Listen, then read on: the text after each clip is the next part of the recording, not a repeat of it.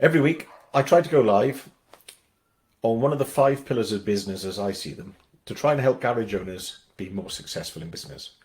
How I do that, I do a 15-minute training topic every week on one of the 5 pillars. Today's idea is all about upselling and adding value while upselling so that you can increase sales basically in your business. That's what tonight's all about. And if it's your first time here, welcome. If you're a returning viewer, welcome back. So what is tonight all about? Why have I picked upselling ideas as a training topic? Well, it's based on the idea that McDonald's came up with many years ago, and they're probably the greatest upselling idea ever. Was they asked customers, "Do you want fries with that?" when they were ordering a burger, and that led to a meal and a meal deal, and that led to what's estimated that somewhere between 15 and 40% of all of their sales are from an upsell. So it's that idea that's just too good to miss, if you like. So how do we do this within the garage business? What are the garage version of "do you want fries with that?" or "do you want to go large," which is what they say now, because even though they've gone to a meal deal, they still upsell the meal deal with "do you want to go large?" And the premise here is, and this is where this idea comes from, this is, if you like, the context of that idea, is the customer is already in the fast food restaurant. They're at the counter. They've made a purchasing decision. So they're already going to buy the burger when they're asked the upsell, "Do you want fries with that?" Or if they've already bought the meal, "Do you want to go large?" And it's that is key. So we're not talking about winning new customers. What we're talking about is an existing customer, a customer that's already in a position where they've already decided to use your services. It's how you add value to that with an upselling idea. Now, the value you add must be value for you and the customer. Otherwise, there's very little point doing it, because it's unlikely the customer will go for the upsell if it doesn't provide value to them. And there's no point doing it if it doesn't add value to your business. So the idea being is that the sales could increase by up to 15 to 40% without having to win any more custom. You're basically just going to use upselling and a number of upselling ideas. And we're going to go through a scenario where we're going to look at servicing. We're going to introduce you a concept called good, better, best. And then we're going to look at how we can use vehicle health checks. And something that I come up with a very long time ago that I haven't really talked about, and that is something called the TCT, the traffic cop test. And we're going to see how that fits into this whole idea of upselling. We're also going to talk about the Goldilocks Effect, and we're going to introduce stuff that you've already. None of this stuff will be completely new to you. What should be new to you, or what I'm trying to get you to do tonight, or as part of this training topic, is to get you to think about how you could upsell to a customer that's already in that buying position within your business, and how you can do it within the garage. And we're just going to give you some ideas. So we're going to look at routine maintenance or servicing to begin with. And the premise here is that the manufacturer's servicing schedule is the minimum preventative maintenance schedule for that vehicle, and it leaves offers and opportunities to upsell.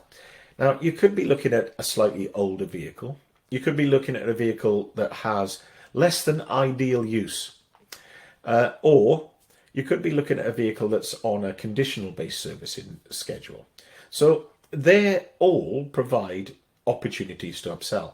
So as cars age, and the manufacturer's service schedule probably doesn't really cater for these slightly older cars that are typically in the independent sector. I'm not saying all the vehicles you see are older, but because of warranties, etc., we see the vehicles typically once they're 3 to 5 year old, and then they're within, if you like, the independent sector. I know that's not true for everyone, but we're going on that typical scenario.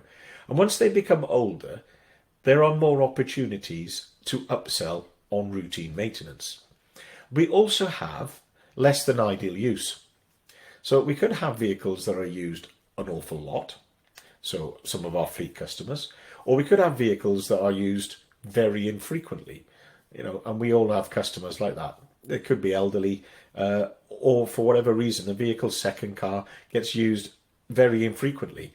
And so being used in one extreme or the other needs a different type of service and maintenance plan or schedule than a vehicle that's in typical use. And then one of my sort of favourite ideas within this is the conditional based servicing idea, where vehicles go a longer period of time, 2 years, because if they're not driven very often. But I would argue as these cars age, they probably need to be seen more often. So there's an upselling opportunity here to turn them to a fixed interval of your choosing discussed with the customer. So you can see that by looking at the OEM maintenance schedule as the absolute minimum, there are plenty of opportunities for upsell depending on age of the vehicle, use case, and then switching from conditional based service to fixed interval servicing. Just some ideas whereby you can get more servicing revenue. Now, sticking with servicing and routine maintenance, does every customer stick to the OEM schedule? So what happens here is, if it's a new customer or even an existing customer, you ought to check the OEM service schedule for age and mileage opportunities, because often things like brake fluid changes are missed, things like pollen filters are missed, fuel filter and timing belts. You'll find that if you start to question the customer, they have been missed or more likely avoided in the past. And it's an ideal opportunity to upsell one of those services that have been missed. So if you think about it, if the timing belt is too expensive at the time of a major service, could you reschedule that a few months down the line? Rather than having the customer say flat no, is it better to say, do you realize, the implications of not having it done? Could we schedule this, and stagger, if you like, their routine maintenance? It's an opportunity, and it's a conversation. If you don't have it, you'll never get the sale. But if you do have it, you may get the sale. Also, the same thing with oil treatments and fuel treatments that you can use during servicing that are relatively low cost. And what I like about we particularly like to add the oil treatment, and we use an oil treatment with a lot of our servicing, because over the overall cost of a service, the oil treatment, the bolt-on sale here, is relatively small, and it's easy to get a yes from the customer who's already turned up to their vehicle servicing. You explain that what the benefit of this treatment is, and it's easy to say yes. It's a bit like the fries with that. It's a low cost sale bolted to a larger cost sale, and that's where one of these fits in. And they can offer great value for the customer and great value for the garage, because they don't add any additional labour time. It's just basically pouring in the treatment and charging the customer and doing what the treatment says. So my final sort of ideas around upselling during routine maintenance conversations with customers around auxiliary belts. They often don't have a recommended change on the schedule, and although the technician might write on the service sheet, auxiliary belt cracked, that conversation about having that change doesn't often happen. But if we were to say that the relatively low cost of having that belt changed as a preventative maintenance item now could prevent it getting wrapped around the crank and throwing a timing belt or a chain or something along those lines, if we have those conversations with customers, they might be more willing to pay the relatively minor cost for having the belt changed now, or even when they have the timing belt changed. Add it in. You can always take it out if they don't want it. The other thing here is automatic transmissions. An incredible amount of a percentage of the vehicles out there now have got automatic transmissions, and it's only getting more and more and more. However, lots of them are fitted with oil for life. So you don't need to change the transmission fluid, or do you? Is this an upselling opportunity? Similarly, we see a lot of four-wheel drive vehicles, and especially selectable four-wheel drive with the VAG group, and the Haldex service. Four-wheel drive servicing, there's a filter and an oil that needs to be changed in there that is seldom done at most garages. It's a great upselling opportunity. So that's just routine maintenance and servicing. So we've got some great ideas that you could start to think about how you could upsell when someone's already in front of you. They've made the decision to use your services for routine maintenance. And what you're going to do then is where you're going to educate and inform the customer and offer them a great deal on one of these additional service items. That's one idea. The next thing I'm going to introduce you to is something that we already know about. However, we don't often use it, or very few garages use it unless they sell tyres and batteries. And then you almost certainly use this strategy. But could we use this strategy more? So I'll tell you what the strategy is, and that's good, better, and best. So when a customer is offered three choices, they choose quicker, spending the time on rather than if they're going to buy or from whom is what. So you can see here, so by giving them a choice, they're not going to choose they're not choosing whether or not to use you for this purchase. They're going to change their if you like, their cognitive effort, their thinking energy on whether or not to have the good, the better, or the best. And that's why we give them three choices. The reason we limit it to three is because too much choice is risky. When they have too many options, they become confused or paralyzed with indecision. And this is a phenomenon known as the paradox of choice. Too much choice is bad. Three is the ideal number. And we already have experienced this, and we already possibly offer this. And the two examples I've given you is batteries and tyres. So often when you go to buy a battery or you sell a battery to a customer, you offer them a choice, don't you, of the battery that is suitable for the vehicle, a slightly better one, or the best one. And how does the customer work out which one's best value? Because it's all too easy to go for the cheapest option. But how we differentiate them with batteries, and I'm using batteries because we've probably all seen this in action, we've already seen how the battery manufacturers give us this information, is they differentiate the batteries not on anything else but on warranty. So even though the good battery is suitable for their vehicle and meets all the specification, it only has a 2-year warranty. The better battery has a 3-year warranty, and the most expensive or best battery comes with a 5-year warranty. It's easy for the customer to make a decision based not just on price but also on quality based on the warranty. We've all experienced that. Same with tyres. Whenever you go to buy a tyre, certainly my local tyre garage, they always offer me three options. They offer me a budget, the mid-range, or the premium. And what's interesting about that is most customers, and the effect it's called is called the Goldilocks Effect, they tend to choose the middle option when they're given a set of three. So if you only give your customers one option, they have no choice. But if you give them a choice of three, they tend to go for the middle. And the example that sort of highlighted this idea and the Goldilocks Effect to me was a study that was done where customers were given the choice of three bread makers. So they decided they were going to buy a bread maker, so they made a purchasing decision. And what the manufacturer only had two models. So they had a bread maker, and then they had a slightly better bread maker.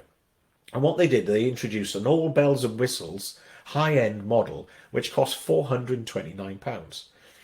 But when they were given the choice of the basic, the better, and the best, if you like, the high-end model, sales of the high-end model flopped. £429 was way out of budget for most people. But sales of the £279 model, which was previously the highest priced one, the better version, nearly doubled. Because customers now had a choice of the basic, the better, and the best. And they nearly, the statistics sort of suggest that 30 to 60% of the customers will go for the better option, the middle option. This is called the Goldilocks effect for obvious reasons. Yeah? This one's just right. 10 to 20%, and only 10 to 20% will choose the good, the lowest price offer, and 20 to 50% will choose the best offer. And if you think about this from a garage point of view, we could do this with our parts offer. We can offer the premium brand, or the OEM if you like, as the best, and we can offer the tier 1 OEM equivalent as the better, and the white labeled, if you like, the tier 2 as the good. Now, you may already only offer premium, i.e. the OEM parts. Fantastic. But if you don't, this is an opportunity to upsell customers in from, if you like, the part that you would normally sell if you're selling straight from the motor factor, because the motor factor always offers you, if you like, the best value, the cheapest one. You might ask, and if you think about the time this takes, you think, oh, I can't be bothered with that, it takes too long, and it's wasting my time. Well, think about 15 to 40% more revenue, and maybe it isn't a waste of time. Remember, we're not having to win any more customers here, and what we're offering the customer is the chance of more value. For a little bit more, they get the same as the manufacturers use in a different box, or if they want this the very same one as they would get if they went to the manufacturer, they can have that one as well. And you win every way, because each one tends to be slightly more expensive than the other. You add on your margin each time, therefore you make more money. It's something to think about. It's a concept we're used to, but it's probably not one we try to implement within our garage businesses unless we are selling tyres or batteries. But we can widen the scope of this. Remember the Goldilocks effect? If we offer them a choice of 3, 30 to 60% of the customers will pick the one in the middle. If the one in the middle is more expensive than your current offering, you're on a winner. If you offer a difference between the better and best, which is how I know some garages operate, most will still go for the middle offer. If you give them, I say middle, out of the two, they have the choice of the lower priced or the more expensive. The difference is 60 and 50%. It's very, very little. You'll hardly see any difference if you do it. But if you're in a price battle, you may win some of those more budget conscious customers that currently, if you don't offer a price difference, you're losing. It's something to think about. So the final thing I wanted to talk about in terms of adding value and upselling ideas within garages is your vehicle health checks. So we probably all know about vehicle health checks and why we use them. They protect your relationship with the customer. They record damage if there is any on a vehicle when it enters the workshop. And it also is a basic roadworthiness check. I'm sure I don't have to explain it. But what I added to what I call the vehicle health checks is something called the TCT, which is the traffic cop test. And whenever a vehicle enters your workshop, when it leaves, it should never leave with an obvious defect. And when I was challenged with what's an obvious defect, how do you define an obvious defect? Well, I said, if this vehicle left the workshop and got to the end of the road and was stopped by a traffic cop, and the traffic cop had a walk round it, would it spot any defects? And that's, as the vehicle drove towards them, so all lights working, brake lights working, tyres, wipers, anything on that vehicle, the traffic cop would be able to identify it. It shouldn't leave your workshop with any of those defects. If it does leave your workshop with any of those defects, the customer should know about those defects and made a decision not to have the work carried out. But what can we add to the vehicle health checks? Well, some of you are probably already doing this, but a battery test, a brake fluid boiling point test, tread depth, and a global scan, all with included printouts, because that gives you credibility. It's saying that these are the results. And what you're going to do is you're going to report the condition of these wear items, such as brake pads, etc., and put reminders in the calendar. And the reminder in the calendar, so you'll say to the customer, your brake pads, probably good for another 6 months. We probably won't see you now until, 9 months, maybe 12 months time for the MOT. If you put a reminder in the calendar for 6 months' time, you can phone the customer, and at least you get first opportunity to quote for those brake pads before they've worn out. They're all ideas of how you can use vehicle health checks to add value for your customers and increase revenue for your business. Remember then, if you have done your vehicle health checks, you've reported any potential defects, you've done a battery test, you've done your brake fluid test, you've done a tyre temp drive test, you've done a global scan, and the customer has neglected to do any of the work that you recommended needs doing. In the event of a breakdown, an MOT failure, should they go somewhere else for an MOT, or a prosecution, you can feel exonerated because you've told them about them. You made them aware of those potential failings before they happened, if they did happen. So they're all just a quick, if you like, whistle-stop tour on upselling ideas that I would consider to use within a garage business. I'm sure there are many, many more, but just talking about it and thinking about it is worth, if you like, considering within your business. And what's the atomic action for this week? Start offering the customers the choice of more value and premium value compared to your normal service offer or parts offer. Monitor the results. Are you being able to sell more to customers? Do they take up the opportunity to switch to fixed interval servicing? Do the customers with older vehicles actually agree to servicing their car more frequently? Do you get away with selling any oil treatments or fuel treatments, etc.? Does the sale of auxiliary belts go up? Do you get those transmission service checks? Do you get the Haldex servicing, etc.? You won't get it, I'm sure, unless you ask. Think about good, better and best and the Goldilocks effect when you're selling customers parts. You might not try it with all customers, but just certain ones. And if you are using vehicle health checks, think about how you use vehicle health checks, not just to protect your relationship with a customer and record damage, but as an upselling opportunity. If I've made you think about upselling ideas in your garage business, then I've done my job. Thanks for listening. Hopefully you'll join me next time. Bye-bye.